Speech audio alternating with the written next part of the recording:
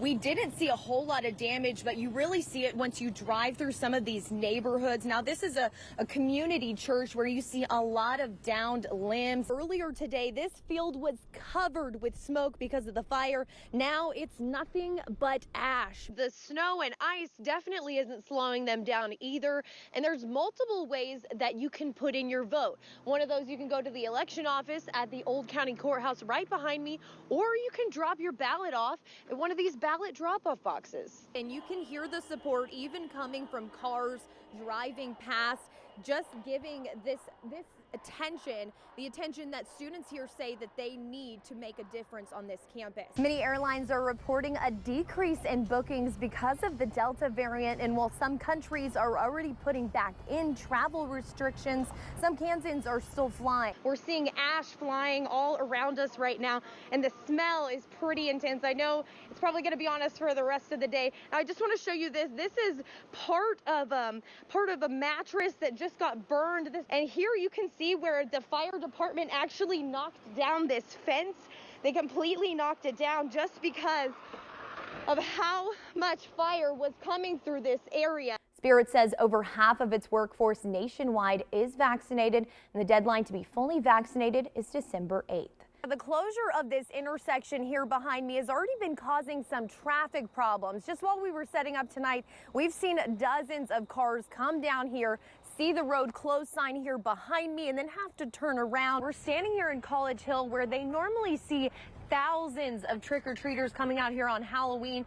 The principal here, Walter Givens. Now, Walter, tell us where we're at. We're at Brooks Center for STEM and the Arts, Magnet Middle School. And what is going on today? It is our first day back. New Manna Inc. has been empowering people to serve the hungry by volunteering at meal packaging events for years. Ellenwood Fire Station and its trucks. The crash happened late Tuesday, leaving the town short on fire protection. KAKE's Hannah Baker with the chief's reaction and what it will take to move on. This is where the engine of his truck was laying. Fire Chief Chris Comark looks at the damage to the station and still is in disbelief.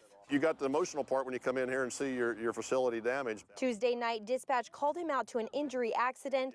The address is what left him stunned. It's not every day that you work an accident with a vehicle on fire with somebody impinged in it and do an extrication inside your fire station. Investigators say a suspected drunk driver veered off the road and headed right toward the station.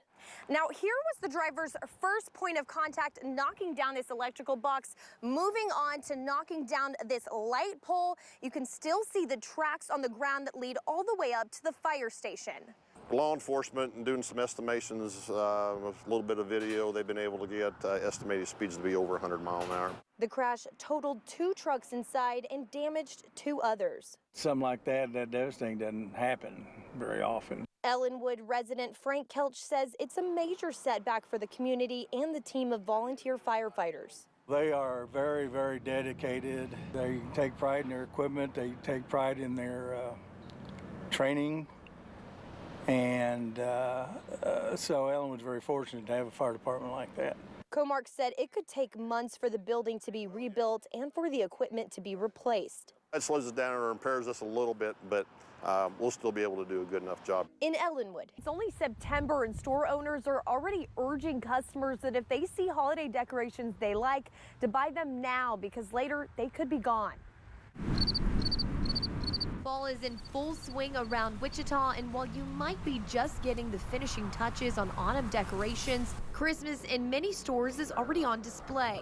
If you see something like, you better get it because they're going to sell out fast. Owner of Johnson's Garden Center, Marty Johnson, says this year he'll probably have 50% less stock of live Christmas trees than previous years, partially due to heat, drought, and fires across the Northwest. So that severe heat has really damaged the crop, killed a lot of the transplants, but also damaged the mature trees that they would normally go through and harvest. Johnson says the price to transport merchandise has also risen, which could trickle down to the consumer. And we're even seeing our our artificial Christmas tree suppliers too. The same thing is happening. Across town at a cornucopia, owner Eva Kaufman says she's had issues with rising freight costs for her artificial trees and pretty much all of her Christmas items. Normally this would be full of Christmas, but this year we're having a little bit of a hard time getting all of our Christmas in. We generally have about 90% of our Christmas in by this time. We have about 45%. Kaufman says customers could see a slight increase in holiday decor because of this, but the best thing to do is buy early. If you see something you like that's seasonal, I would buy it because there might not be more coming.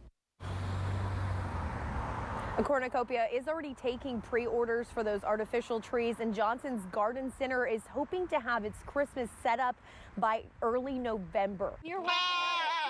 With multiple days in a row of temperatures below freezing, it is a challenging time for farmers like Tara Varner and her dad, Calvin. The last 5 days have been the worst. Tara says there's still a lot of work to do before the weekend, but they have some procedures already in place, like heated water buckets so the goats' drinking water doesn't freeze, heat lamps, and lots of hay for warmth. We'll have to shut up those sheds just a tiny bit more, probably maybe before it gets -8 degrees. Not only are farmers here in Kansas having to make sure that these guys are warm, it's also kidding season, which brings on new responsibilities and tasks to make sure that the kids are kept safe.